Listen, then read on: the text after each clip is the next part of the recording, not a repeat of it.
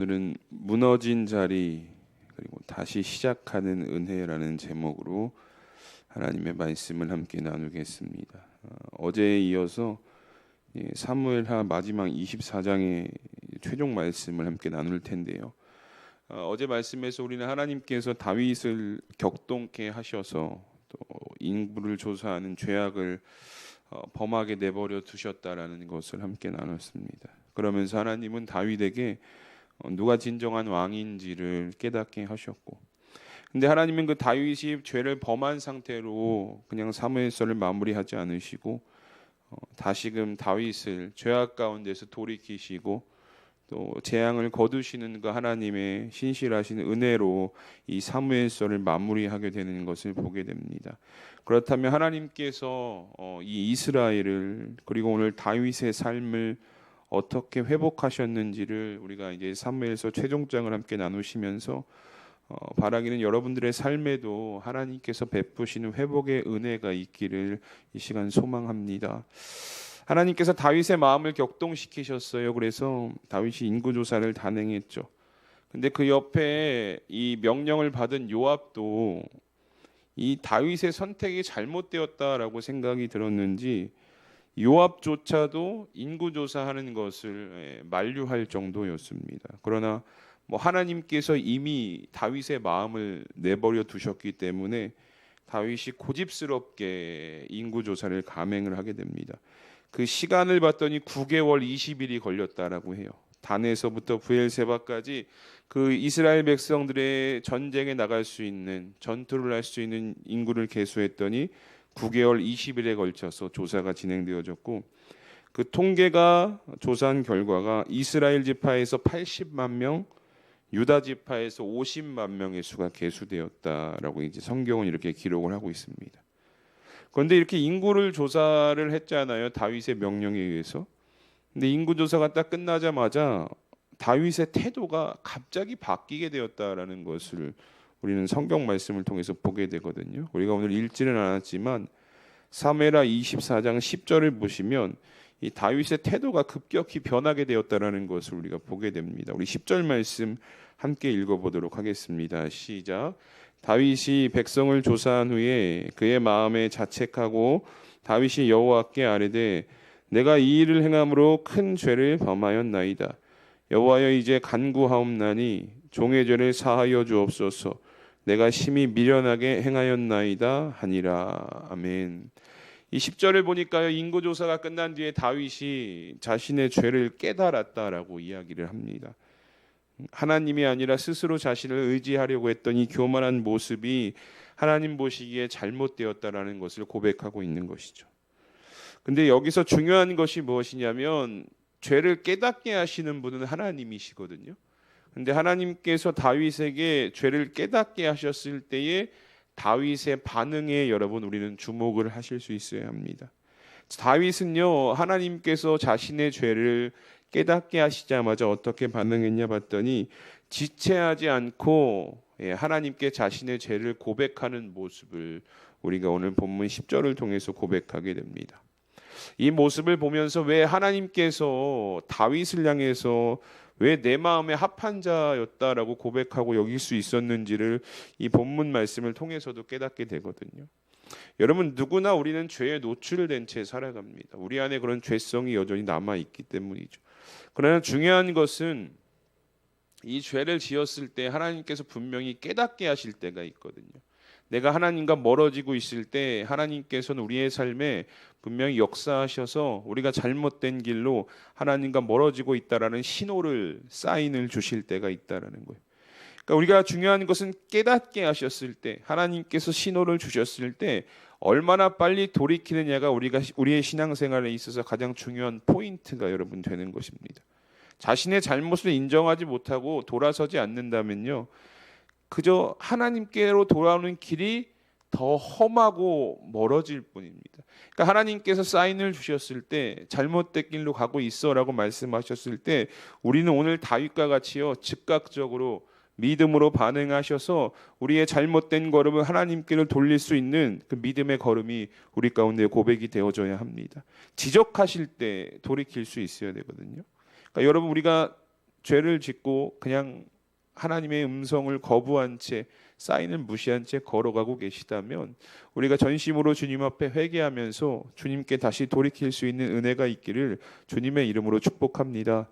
근데 혹 우리의 사랑하는 가족들도 그런 경우가 있을 수가 있어요. 죄로 인해서 하나님과 점점 더 멀어져 가고 하나님의 말씀을 무시한 채 살아가고 있는 가족들이 있다면요, 결국은 하나님께서 돌아오게 하실 것이거든요. 근데 돌아오는 길이 멀고 험하지 않도록 여러분들께서 계속해서 권면을 하셔야 되고 또 그들을 위해 기도하실 수 있기를 바랍니다. 다윗이요, 자신의 죄를 깨닫고 이렇게 하나님께 고백을 해요. 마치 두 얼굴을 하고 있었던 것처럼 갑자기 이렇게 변하거든요. 하나님께서 기다리셨다는 듯이 다윗의 회개를 들으십니다. 왜냐하면 사실 이스라엘을 진노하시기 위해서 다윗의 마음을 격동시키셨던 거잖아요. 그래서 다윗의 어떤 이 죄책을 회개하는 것을 들으시고 하나님께서 선견자 혹은 선지자였던 갓을 그에게 보내십니다. 그리고 이 세 가지 심판에 대해서 얘기를 하시는데요. 첫 번째는 7년의 기근, 두 번째는 다윗이 석 달 동안 원수에게 쫓기는 상황, 그리고 세 번째는 사흘 동안의 전염병. 이 세 가지 중에서 한 가지 택하라라는 거예요. 내가 이스라엘을 진노하고 심판할 건데 이 세 가지가 있어. 7년의 기근, 아니면 너가 석 달 동안 쫓겨 다니든지, 아니면 사흘 동안의 전염병을 당할 것인지.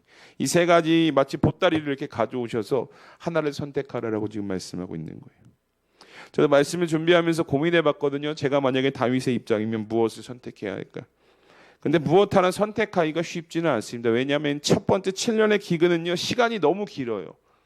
7년 동안 기근이 계속해서 온다는 것은 시간이 너무 길기 때문에 쉽게 선택할 수가 없고, 또 원수에게 석 달 동안 쫓기는 것을 선택하자니 다윗은 약간 그런 트라우마가 있거든요. 도피 생활에 대한, 젊어서도 그랬고 나이가 들어서도 아들 때문에 또 도피했던 그런 모습들. 그리고 또 사흘 동안 전염병이 퍼지는 것을 선택하자니, 이거는 시간은 짧지만 이 얼마의 백성이 죽을지 모르기 때문에 사실 이것도 선택하기 어려운 상황이었다는 거죠. 그래서 14절을 보니까요, 다윗이 막 선택을 못해요. 너무 뭘 하나 선택하기가 쉽지 않은 거죠. 근데 여러분, 선택하지 못한다고 해서 하나님이 심판을 거두시는 것은 아니거든요. 하나님께서는 이 심판을 내리시기로 이미 결정하셨기 때문에 결국 이 심판이 진행이 되어지는데, 이제 15절을 보시면 전염병이 선택되어졌다는 것을 보게 돼요. 이게 다윗이 선택했느냐 아니면 암묵적으로 동의했느냐 성경에 명확하게 나오진 않지만 15절에 이렇게 말씀하거든요. 이에 여호와께서 그 아침부터 정하신 때까지 전염병을 이스라엘에게 내리시니 단에서부터 브엘세바까지 백성의 죽은 자가 7만 명이라라고 말씀하고 있습니다. 그러니까 세 가지 중에 한 가지가 심판이 선택이 되어져서 이스라엘 백성들의 하나님의 진노가 이제 쏟아지게 된 것이죠. 여기 보시면 단에서 브엘세바라는 표현이 여러분 등장을 합니다. 이제 앞서 다윗이 요압에게 인구 조사를 명령할 때도 단에서 브엘세바까지 통틀어서 조사하라 이렇게 이야기하거든요. 그러니까 이게 우리나라 표현으로 얘기하자면 어떤 표현이냐면 한라에서 백두까지란 말이 되는 거예요. 최북단에서 최남단까지 이스라엘의 모든 영토의 인구를 조사하라는 명령을 내렸던 그 다윗에게 하나님께서는 단에서 브엘세바까지의 심판을 내리셨다라고 지금 말씀하고 있는 것입니다. 그런데 보니까요, 이 전염병으로 인해서 7만 명의 사람이 죽었다라고 성경은 말씀을 합니다. 여러분, 이게 절대 적은 수가 아니거든요. 이 조사한 인구에 비례한다고 해도 정말 많은 사람이 그 짧은 순간에 생명을 잃게 되었다라는 거예요. 하나님의 진노의 심판으로. 여러분, 우리는 이 하나님의 진노가, 죄에 대한 심판이 얼마나 무섭고 두려운지를 늘 우리가 생각하고 있어야 해요. 우리가 그냥 삶을 살아가면서 죄에 대해 그냥 가볍게 여기는 것이 아니라 그 죄에 대한 어쨌든 결과는 하나님께서 책임은 반드시 물으시거든요. 그러니까 우리가 생각하기에는 그 무슨 잘못이었는지는 정확히 모르겠지만 그 이스라엘의 죄악으로 인해서 7만 명이 죽었다라는 것은 그만큼 죄의 결과가 무겁고 그만한 책임감을 느껴야 한다는 것을 우리가 오늘 말씀을 통해서 다시 한번 고백할 수가 있죠. 그런데 여러분, 우리가 여기서요, 징계하실 때의 하나님의 마음에 대해서 우리가 한번 생각해 보게 되는데, 이 7만 명을 심판하셨던 여러분 하나님의 마음은 어떠셨을까요? 사랑하는 자녀와 같은 자들이거든요. 내 백성이라고 말씀하셨거든요. 그런데 그 7만 명의 생명을 빼앗아 가시는 하나님의 마음이 어땠을까? 우리 16절을 보시면 이 심판을 바라보시는 하나님의 마음에 대해서 이렇게 이야기를 합니다. 우리 16절을 함께 읽어보도록 하겠습니다. 시작. 천사가 예루살렘을 향하여 그의 손을 들어 멸하려 하더니 여호와께서 이 재앙 내리심을 뉘우치사 백성을 멸하는 천사에게 이르시되 족하다 이제는 내 손을 거두라 하시니 여호와의 사자가 여부스 사람 아라우나의 타작마당 곁에 있는지라. 아멘.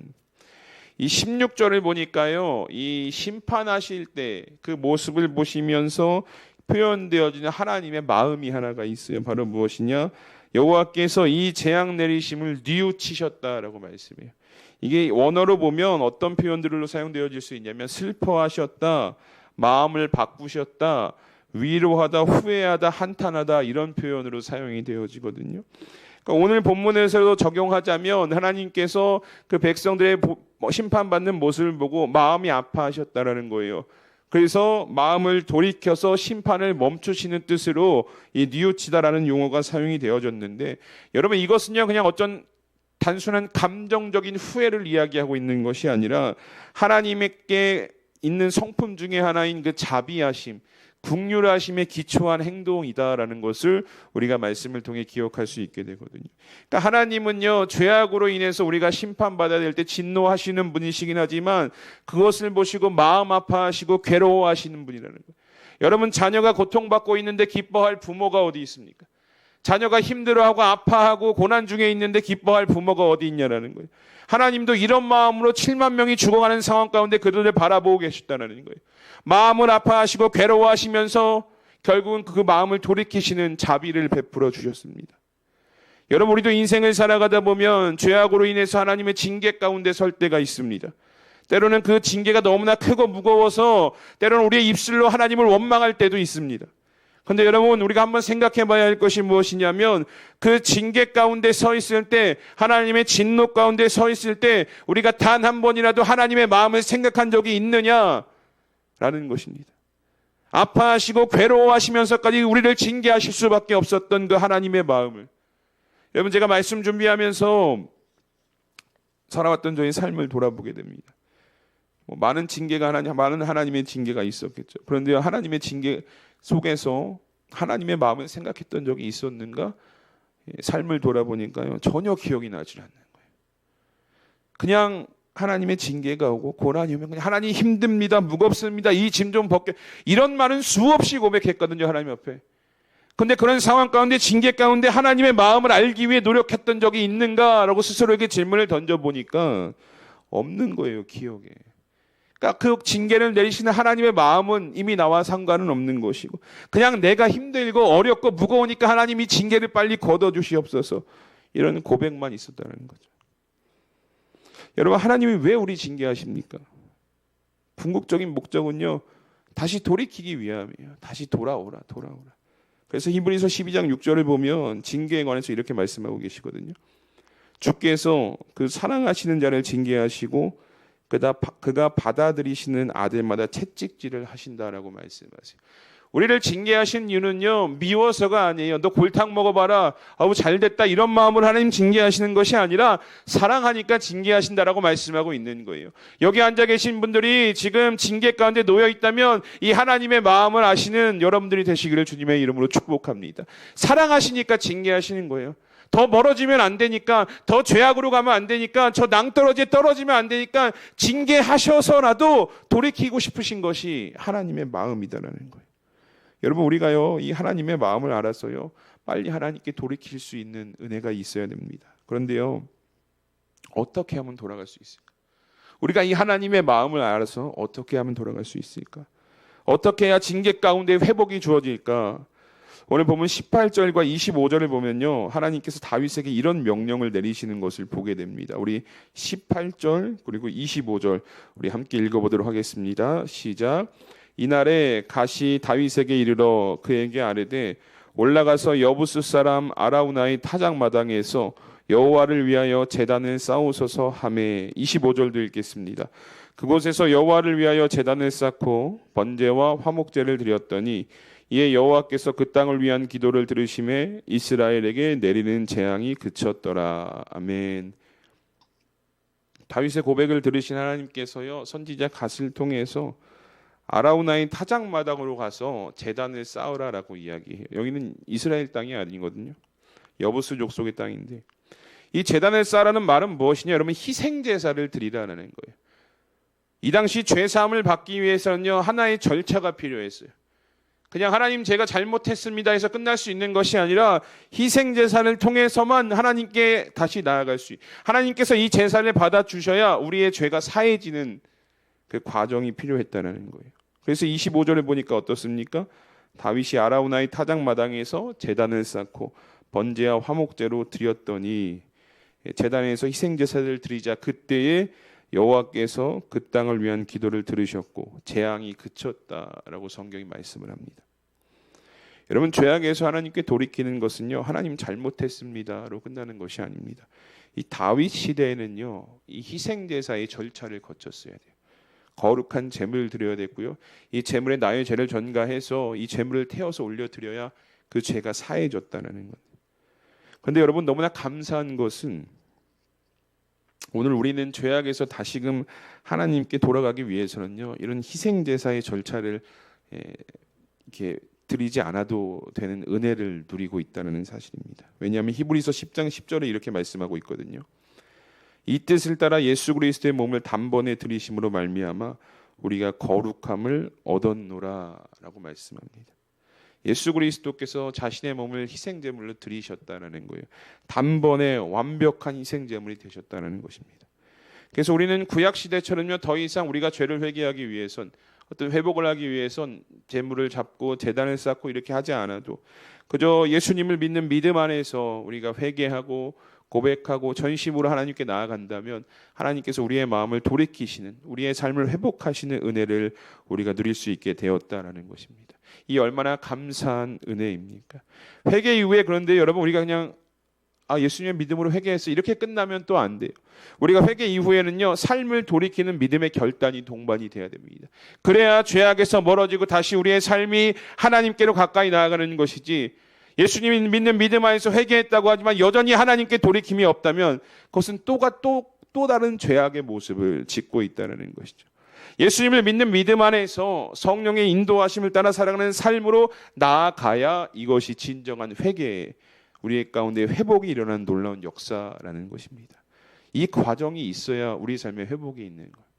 그냥 입술로만 하나님 잘못됐습니다, 하나님 죄송합니다 이렇게 한다고 회복이 되는 것이 아니라 이 과정을 거쳐야, 내 삶이 돌이켜지는 과정이 있어야 진정한 회복이 우리 가운데 주어진다라는 것입니다. 여러분, 오늘날 우리 개인의 삶에요, 또 우리의 가정에, 우리 교회에 여러분 회복이 되지 않는 부분들이 있다라고 한다면 진정한 회개가 드려졌냐라는 것을 우리가 한번 생각해 볼 필요가 있습니다. 회복을 원하는데 회복이 안 되는 부분이 있어요. 삶에도, 가정에도, 교회에도 이상하게 회복이 안 돼요. 그러면 이 회복이 안 되는 이유가 무엇입니까? 진정한 회개가 동반되어 드려지지 않았기 때문이에요. 무슨 잘못이 있는데, 어떠한 죄악이 있는데 그 죄악된 모습이 삶에서, 가정에서, 교회에서 회개가 안 됐으니까 회복이 주어지지 않는다는 거예요. 여러분, 오늘 다윗이요, 아라우나 타작마당에서 희생제사를 드렸거든요. 그러자 하나님께서 그 진실된 마음을 보시고 진노를 거두시고 이스라엘과 다윗의 삶을 회복하셨어요. 그런데 이 재앙이 그치는 것이 회복이잖아요. 근데 그것보다 더 큰 은혜가 허락되어졌다는 것을 우리가 오늘 본문 말씀을 통해서 고백할 수 있게 되는데, 어떤 은혜가 회복되어졌느냐? 이 다윗이 전심으로 하나님께 회개하자 이스라엘과 다윗의 삶에 하나님께서 하나님의 임재의 회복을 허락해 주셨다는 거예요. 여러분, 오늘 다윗이 희생제사를 드렸던 곳이 어디입니까? 아라우나의 타작마당이거든요. 이 아라우나가요, 이게 우리가 읽지는 않았지만 이 제사와 관련된 것을 무상으로 다윗에게 제공하려고 했어요. 막 다 주려고 했는데 다윗이 그렇지 않다. 50세겔의 대가를 주고 그 땅을 이제 구입을 합니다. 그런데 여러분, 후에 이곳이 다윗이 50세겔을 주고 구했던 이 장소가 어떤 장소가 된 줄 아십니까? 역대하 3장 1절을 보면 이렇게 이야기합니다. 솔로몬이 예루살렘 모리아산에 여호와의 전 건축하기를 시작하니 그곳은 전에 여호와께서 그의 아버지 다윗에게 나타나신 곳이요 여부스 사람 오르난의 타작마당에서 다윗이 정한 곳이라, 이렇게 말씀하고 있어요. 역대기에서 보면 아라우나로 표현하지 않죠. 오르난 이렇게 표현하거든요. 근데 같은 사람이고 같은 장소예요. 왜냐하면 이렇게 말씀하잖아요. 그곳은 전에 여호와께서 그의 아버지에게 나타나신 곳이다. 다윗에게 나타나신 장소다. 오늘 다윗이요 눈물로 희생제사를 드렸거든요. 그 7만 명이 죽은 것을 보면서 또 자신의 교만한 마음을 보면서 전심으로 하나님께 돌아가기 위해서 눈물로 희생제사를 드렸고요. 또 그것에 재앙이 그치는 놀라운 은혜도 경험했습니다. 그런데 그 회복은요, 그 재앙이 그쳤다 해서 끝났다라는 것이 아니라요. 그 장소가 희생제사를 드렸던 장소가 훗날 어떤 장소가 되었냐? 솔로몬 시대의 여호와의 성전의 터가 되었다라고 성경이 명확하게 말씀하고 있는. 여러분 성전이 가지고 있는 의미가 뭡니까? 성전에는 어떤 의미가 있습니까? 하나님의 임재가 있는 거거든요.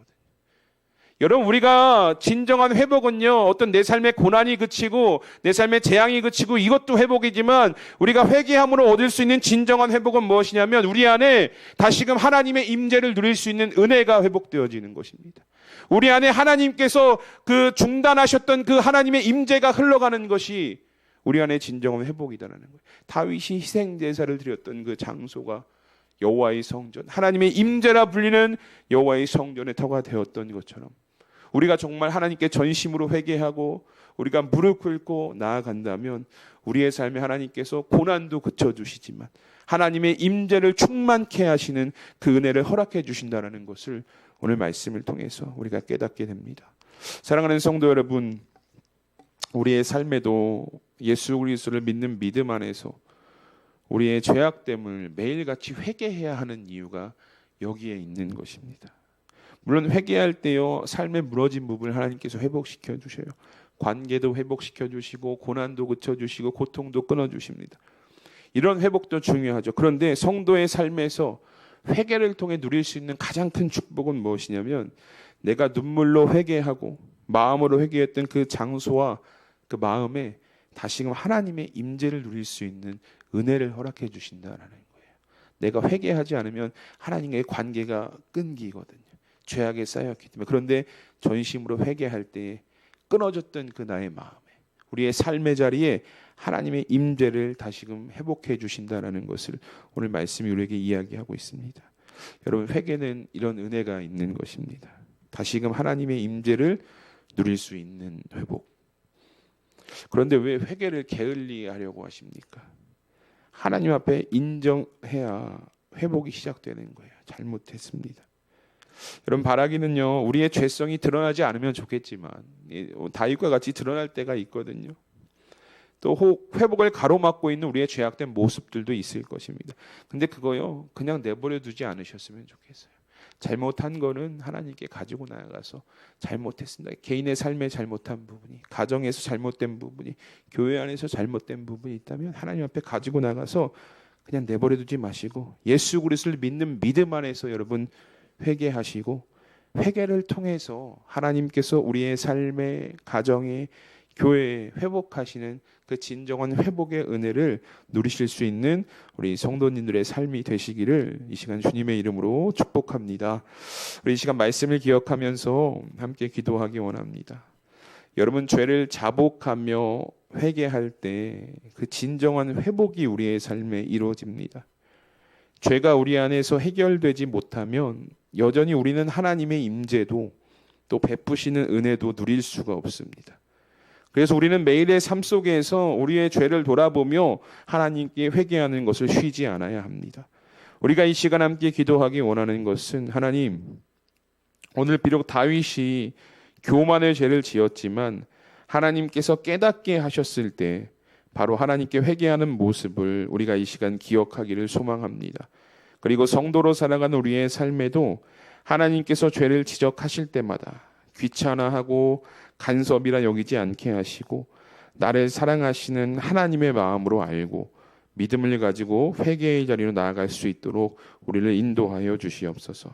그리고 회개하는 우리의 삶을 통해 개인과 가정과 교회의 모든 것이 회복되어질 수 있는 은혜를 이 시간 허락하여 주시옵소서라고 우리 오늘 말씀을 기억하시면서 이 시간 합심하며 기도하며 나아가도록 하겠습니다. 다 함께 기도합니다.